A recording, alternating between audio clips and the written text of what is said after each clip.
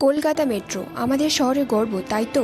কিন্তু আপনি কি জানেন, মাটির নিচে তৈরি হওয়া এই পথটি আসলে অভিশপ্ত সুড়ঙ্গ। ভারতের প্রথম মেট্রো শহর কলকাতা, জীবনযাত্রা ধমনী এই মেট্রো রেল, কিন্তু ব্যস্ত ট্রেনের চাকার শব্দ আর মানুষের ভিড়ের নিচে এমন কিছু লুকিয়ে আছে যা আপনাকে ভাবিয়ে তুলবে।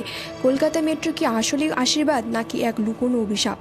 1984 সালে মেট্রো যখন প্রথম শুরু হলো, সবাই একে আশীর্বাদ ভেবেছিল। কিন্তু আপনারা কি জানেন, কলকাতার বুকে এমন এক মেট্রো স্টেশন আছে যেখানে প্রাণ হারিয়েছে অনেক লোক। সরকারি রেকর্ড অনুযায়ী এই মেট্রো স্টেশনকে বলা হয় দি সুইসাইড প্যারাডাইস।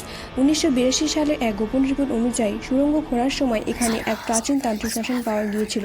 তবে কি সেই অশরীরী আত্মাদের ঘর কেড়ে নেওয়ার বদলা কি আজও দিতে হচ্ছে আমাদের? কিছু যাত্রী ও কর্মচারীর দাবি, রাতের দিকে খালি প্ল্যাটফর্মে হঠাৎ ছায়া নড়তে দেখা যায়, কখনো ট্রেনের কাছে অশরীরী মুখ দেখা যায়।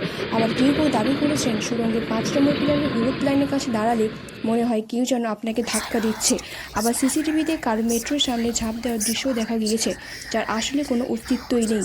মেট্রো আশীর্বাদ হতে পারে, কিন্তু এই মেট্রো স্টেশনের অন্ধকার সুড়ঙ্গটা আজও এক অভিশাপ বহন করছে। এই মেট্রো স্টেশনটি হলো রবীন্দ্র সরোবর মেট্রো স্টেশন, দি সুইসাইড প্যারাডাইস।